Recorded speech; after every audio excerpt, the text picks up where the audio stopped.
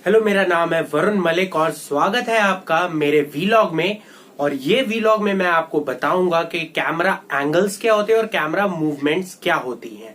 तो camera angles basically होते हैं, आप अपने कैमरा को चाहे डीएसएलआर हो या मोबाइल हो, उसको कहां आप प्लेस करेंगे और किस एंगल से आप अपने सब्जेक्ट या कैरेक्टर को फ्रेम करेंगे या शूट करेंगे। सबसे पहला एंगल जो मैं आपको बताने जा रहा हूं वो है नॉर्मल एंगल। नॉर्मल एंगल जो होता है वो सब्जेक्ट के आई लेवल से मैच करके रखा जाता है कैमरा को, और उसमें ऐसे लगता है कि आप आमने सामने बात कर रहे हैं। और ये एक बहुत कॉमन एंगल है फिल्म मेकिंग में और आप इसको यूज कर सकते हैं। आगे बढ़ते हुए मैं बताऊंगा अगला एंगल जो है हाई एंगल। हाई एंगल में क्या होता है, आप कैमरा को कैरेक्टर की हाइट से ऊपर प्लेस करते हैं और नीचे की तरफ उसको कैमरा को आप फोकस करते हैं और ऊपर से फ्रेम लेता है वो किसी भी सब्जेक्ट का। और उसमें क्या होता है, उसकी खासियत क्या होती है दोस्तों, उसमें ये होता है जो सब्जेक्ट है वो वीक दिखता है या सबमिसिव दिखता है।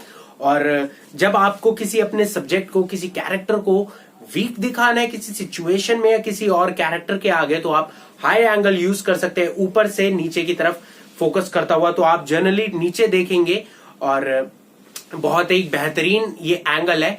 अगला एंगल मैं जिसकी बात कर रहा हूं वो है लो एंगल। लो एंगल में क्या होता है, आप अपने कैमरा को सब्जेक्ट की हाइट के नीचे प्लेस करते हैं और नीचे से ऊपर की ओर आप फ्रेम लेते हैं अपने सब्जेक्ट का। और इस एंगल की खासियत ये है कि जब भी आपको अपने कैरेक्टर को डोमिनेंट दिखाना होता है या पावरफुल दिखाना होता है, अथॉरिटेटिव दिखाना होता है, ताकतवर जिसे कहते हैं पावरफुल को, वो दिखाना होता है, तब आप इस शॉट का इस्तेमाल कर सकते हैं, इस एंगल का इस्तेमाल कर सकते हैं। और जैसे कि आपने किसी बॉस को दिखाना है या किसी नॉर्मल या इनोसेंट आदमी, मासूम आदमी के आगे विलेन को दिखाना है, तो आप ये एंगल यूज कर सकते हैं जिसमें आपका कैरेक्टर पावरफुल नजर आएगा। तो अगला एंगल जिसकी मैं बात करूंगा वो है bird's eye view angle. Bird's eye angle जो होता है वो स्काई से, आसमान से लिया जाता है और वो बहुत एक लोकेशन को, एक सिटी को मान लीजिए कैप्चर कर रहा होता है, माउंटेन्स को या डेजर्ट्स को या फॉरेस्ट को एकदम स्काई से कैप्चर कर रहा होता है और एक बहुत ही बहुत वाइड एंगल उसे कहते हैं। और जैसे आपने क्रिकेट मैचेस में भी देखा होगा कि ड्रोन कैमरास के थ्रू सिटी का व्यू लिया जाता है या ग्राउंड का भी टॉप से व्यू लिया जाता है, तो वो बर्ड्स आई व्यू एंगल होता है। पहले तो क्या होता था, हेलीकॉप्टर के थ्रू ये बर्ड्स आई व्यू एंगल लिया जाता था, लेकिन वो बहुत महंगा पड़ता है और बहुत टाइम कंज्यूमिंग भी है। आपके पास ड्रोन जब से आ गया है तब से आप ये चीज इजीली आप कैप्चर कर सकते हैं। अगले एंगल जिसकी मैं बात करने जा रहा हूं वो है कैंटेड एंगल। कैंटेड एंगल में क्या होता है, जो आपका सब्जेक्ट होता है उसको आप थोड़ा सा टिल्ट करके कैमरा को, उस सब्जेक्ट को आप फ्रेम में लेते हैं। इस एंगल का भी एक अनइजीनेस की फीलिंग क्रिएट होती है और ये भी आपको तभी लेना चाहिए जब आप कुछ अनइजीनेस जैसा दिखाना चाहते हैं। हर जगह ये अच्छा नहीं लगेगा और आपकी इनकेपेबिलिटी लगेगी डायरेक्टर की कि आपने सीधा एंगल आप नहीं रख पाए थे। तो जहां जरूरत पड़ेगी वहां बहुत अच्छा काम करेगा ये एंगल भी। तो अगला एंगल और आखिरी एंगल जो मैं बताऊंगा वो है सब्जेक्टिव एंगल। इसमें क्या होता है, जो सब्जेक्ट की आई पोजीशन होती है, आप उसकी सब्जेक्ट की नजर से, कैरेक्टर की नजर से आप फिल्म को दिखाना चाह रहे हैं, आप दिखाना चाह रहे हैं कि क्या हो रहा है सीन में। जैसे ये देखिए, मेरे इस सीन में सब्जेक्टिव एंगल यूज होगा। पहले एंगल में नॉर्मल व्यू है जिसमें मैं आपको रजिस्टर में कुछ लिखता हुआ दिख रहा हूं, और ये देखिए दूसरे एंगल में मेरी आंखों से या नजर से रजिस्टर दिख रहा है आपको। तो यही दूसरा एंगल सब्जेक्टिव एंगल है।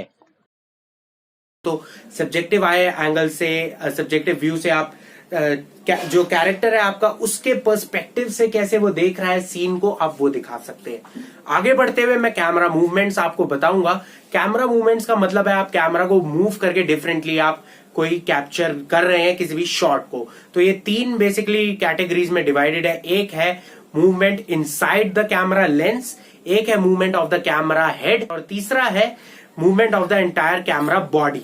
तो पहला जो है कैमरा लेंस के अंदर की मूवमेंट, वो आप डीएसएलआर कैमराज में अचीव कर सकते हैं, और मोबाइल फोन्स में मैं आपको रेकमेंड करूंगा कि आप इस चीज को ना कीजिए, क्योंकि डीएसएलआर में ऑप्टिकल जूम होता है जो कि लेंस की फोकल लेंथ चेंज करने से होता है और उसमें इमेज क्वालिटी खराब नहीं होती दोस्तों, याद रखिए। और जो आप मोबाइल फोन्स के अंदर जूम करते हैं डिजिटली, उसमें आपकी बहुत इमेज क्वालिटी खराब होती है, जैसे मैंने आपको पहले भी बताया है।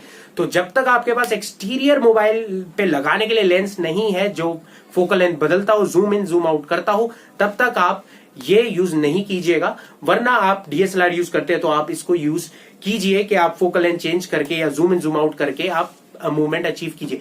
दूसरी टाइप की मूवमेंट जो है वो है movement of the camera head. Well, इसमें क्या होता है दोस्तों, इसमें आप किसी भी ट्राइपॉड पे या मोनोपॉड पे आप इसको कैमरे को प्लेस करके आप टिल्ट या पैन करते हैं। टिल्ट होता है ऊपर से नीचे की तरफ वर्टिकल मूवमेंट करवाना कैमरा की, और पैन में होता है हॉरिजॉन्टल मूवमेंट करवाना। वेल, दोनों के अपने अपने फीचर्स होते हैं, आप जो इस्तेमाल जब करना चाहें वो आप कर सकते हैं। अगर आपके पास ट्राइपॉड और मोनोपॉड नहीं है तो भी आप हाथ में रख के, स्टेबल रख के सिर्फ ऐसे आप ऐसे मूव कीजिए और आप अचीव कर सकते हैं इसको। अगला और आखिरी कैटेगरी जिसकी मैं बात करूंगा, movement of the entire camera. उसमें आप क्या करते हैं, पूरे के पूरे कैमरे को मूव करते हैं, और इसमें आप ट्रॉली का यूज कर सकते हैं जो कि यूज होती है फिल्म्स में। और इसमें आप, एक होता है डॉली, एक होता है ट्रक। तो डॉली में क्या होता है, डॉली में आगे फॉरवर्ड एंड बैकवर्ड मूवमेंट होती है कैरेक्टर के। आप या तो आगे पास जा सकते हैं या उनसे दूर आ सकते हैं, और ये स्मूथली अचीव करने के लिए आप ट्रॉली का इस्तेमाल कीजिए। और अगर नहीं है तो आप कोशिश कीजिए स्टेबल अपने कैमरा को रखने की, वरना आपको अच्छा शॉट नहीं मिलेगा। अगला ट्रक है। ट्रक में क्या होता है, आप हॉरिजॉन्टल मूवमेंट करते हैं पूरे कैमरे की, और आप सब्जेक्ट को कैप्चर करते हैं, फॉलो कर रहे होते हैं कि वो कहां कहां जा रहा है, क्या क्या हो रहा है। इसके भी अपने फायदे, और बहुत अच्छा ये शॉट है, करके देखिए और जानेंगे आप इसके बारे में। और आखिरी शॉट, जो आखिरी मूवमेंट होगी इसकी, वो है hand held movement. Hand held shot भी है, हैंड हेल्ड मूवमेंट भी है, दोनों कुछ हद तक सेम चीजें हैं। हैंड हेल्ड में आप फिर से हाथ से मूव करते हैं और हाथ से आप शॉट लेते हैं, और इसमें स्टेबलाइजेशन की जरूरत नहीं है दोस्तों।